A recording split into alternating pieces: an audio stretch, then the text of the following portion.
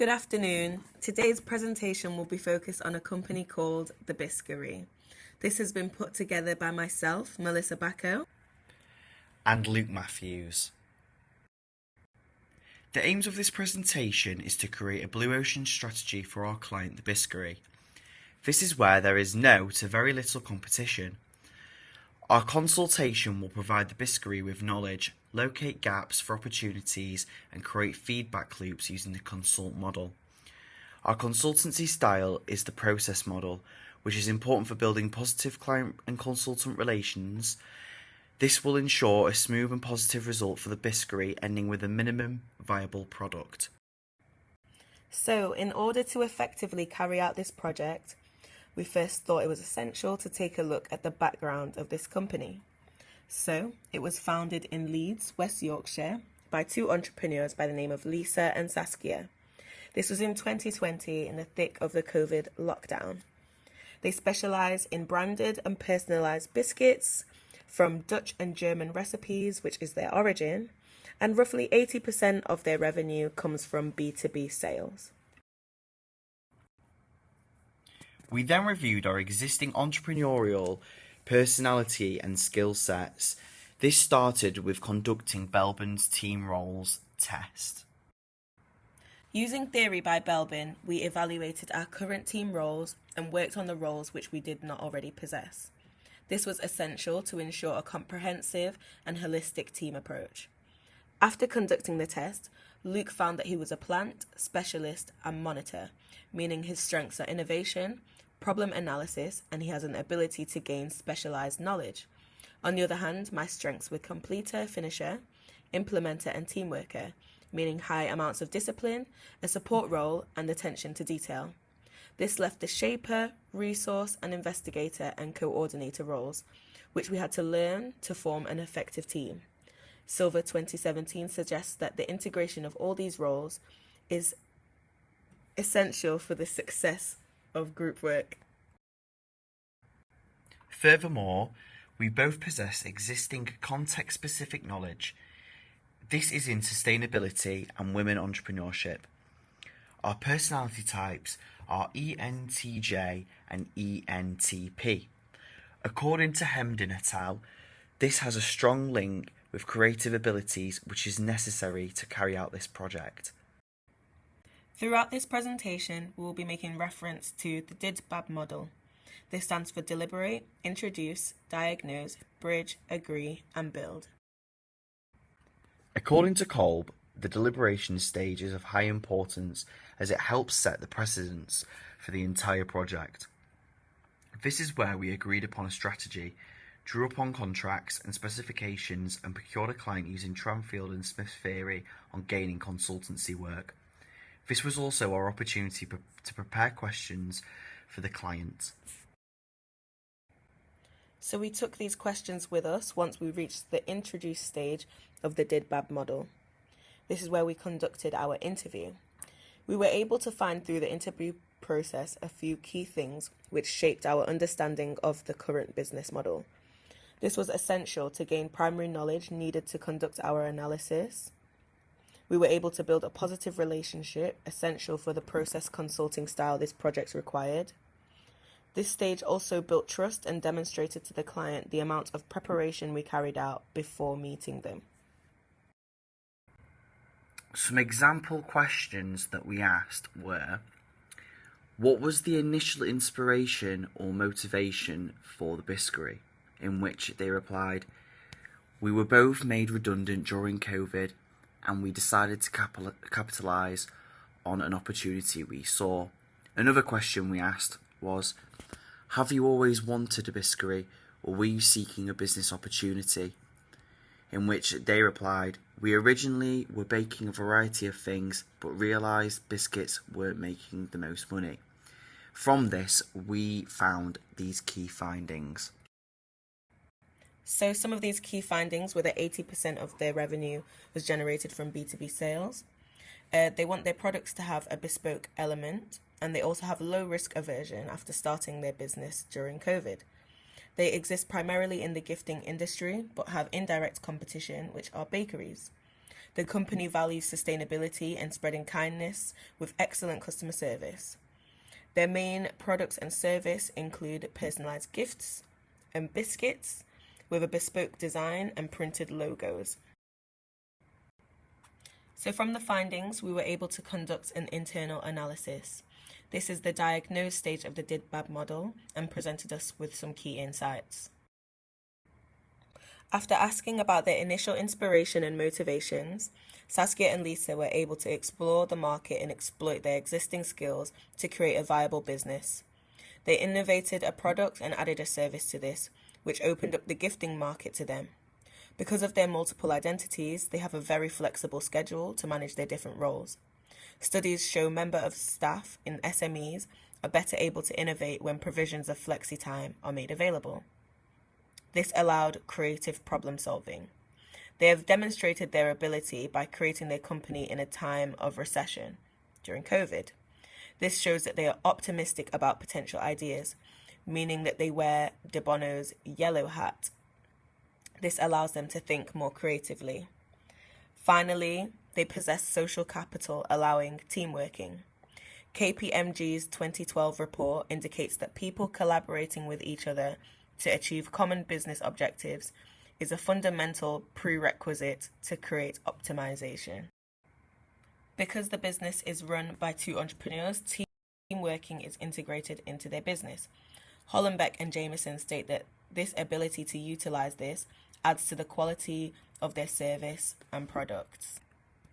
A key enterprising personality we found was a high desire for independence. This is further driven by the term mumpreneurs, which is entrepreneurs and mothers simultaneously. They were pushed into entrepreneurship by redundancy, but utilized their social capital and creative tendencies to scale their business quickly. Following Lisa's Get2 test, she had a medium score for internal locus of control. This means she's somewhat opportunistic and self-confident. However, due to existing stereotypes around women in business, struggled to identify as an entrepreneur.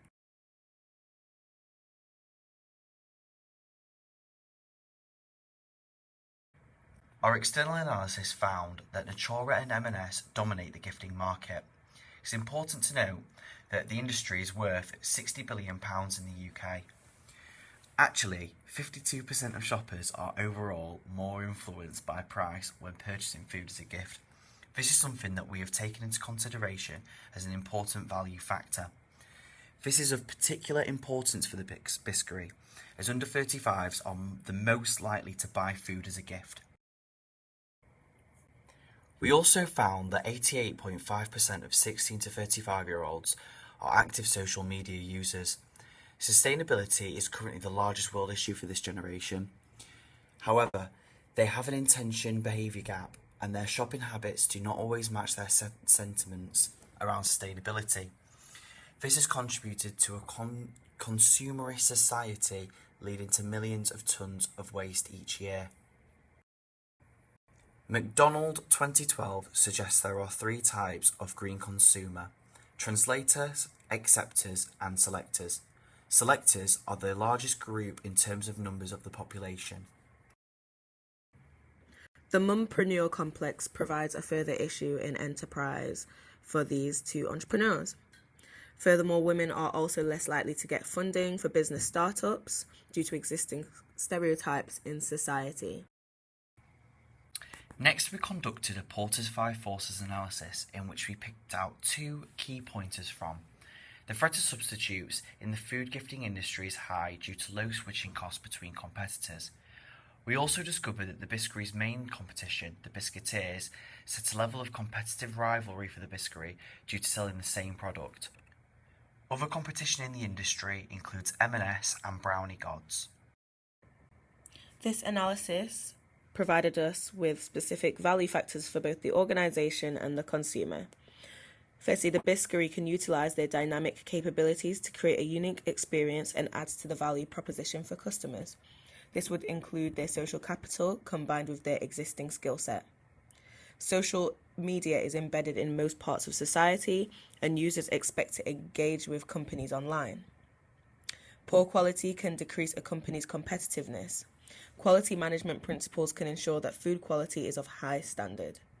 By reducing their environmental impact, they appeal to growing consumer expectations for sustainable businesses. By meeting sustainability demands of selectors, we target the largest group of the population, increasing the target market. The Biskery have the opportunity to expand their consumer base beyond B2B to business to consumer. Research shows that there is a great risk associated with this source of innovation. However, there is a strong tie between this form of innovation and the opportunity for revenue growth. This also allows them to create a unique selling point and enhanced service offering. By looking across different industries, the Biskery avoids threat of substitution by lowering prices through economies of scale, baking in bulk for potentially a storefront, and creating brand loyalty by hosting regular customers in a warm environment. Furthermore, a new value proposition by expanding to the hospitality industry means customer benefits from eating biscuits in a warm environment with a drink.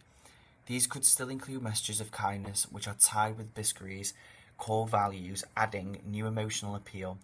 As mentioned previously, the majority of buyers in the food gifting market are under 35s. This age group can be targeted through increased social media marketing. This brings us to the bridge stage of the DID-BAB model. This is where we implemented the 4 actions framework. To create a new value curve, we found it necessary to raise social media engagement and innovation and creativity, and create a membership or loyalty program, as well as an in-store ambiance. This would help to create a relationship with the community. We found it necessary to reduce the price and the lack of diversity of products, as well as their environmental impact. We also found it necessary to eliminate food wastage and poor quality. This leads us on to our strategic value canvas. Using the competing factors from the 4 actions framework, we were able to map the Biskery and their competition comparatively. This provided us with a clear picture of the current offering level of the industry. From this, we were able to identify the necessary features of the Blue Ocean strategy and how this compares to the current industry standards. So the Blue Ocean strategy is as follows. The Biskery Workshop. The company will now operate as a gift store and bakery, selling bespoke biscuits to their consumer base. This can be paired with hot drinks with biscuit-inspired flavours for a unique selling point.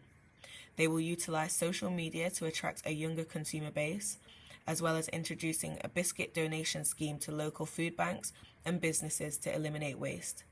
This allows them to develop their market into the hospitality industry, utilise existing human capital, and connect with their community through food donations.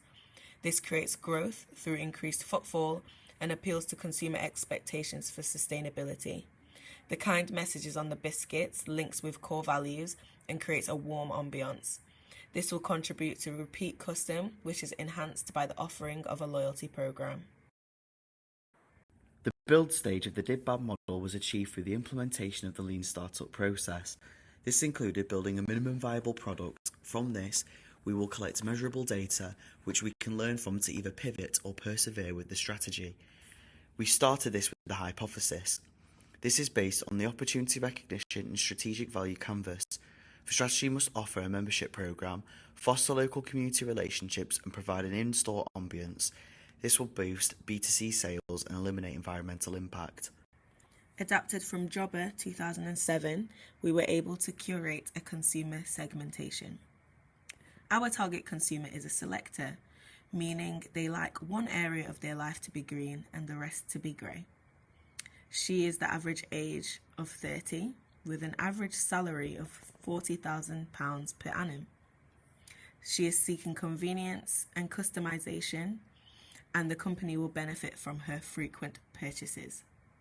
She's an easygoing business professional who works in the city with a child and a husband and requires child-friendly spaces. Her personality type is thoughtful, decisive, hardworking, organised and sociable. As part of our hypothesis, We also created a business model canvas. This looks at the key aspects of our Blue Ocean strategy, including revenue streams, key activities and value propositions. This gives us a clear picture, allowing us to form a minimum viable product to test. Our minimum viable product exploits the Biskery's existing resources, that is, the space that the business already rents. Here we will host events that will be advertised through social media to target the new market. To measure the success of the minimum viable product, we will ensure the data collected is actionable, accessible and auditable. The data should reveal total sales gained from social media through customer surveys. Data can be recorded on Excel, which will be reviewed in meetings with key stakeholders. Finally, the surveys can be cross-examined by external auditors to establish the accuracy of the figures. Using feedback loops from the consult model, we were able to gain a new understanding from this data to inform on actions taken. We can also consult with Saskia and Lisa to transfer knowledge based on these findings. This protects our integrity as consultants and will inform as to whether we pivot or persevere with our strategy. In the case where we are required to pivot, we can either rethink our consumer segment based on age or value proposition. We can also broaden our Blue Ocean strategy, and that means increasing the service offerings. We could also make it more narrow and focus on one particular element, or in the case where the minimum viable product is a success, we can just persevere. A way to scale in the future is to opt for more locations to cope with increasing demand. The Biskery workshop can further diversify products and allow them to be sold online or at events to increase brand awareness.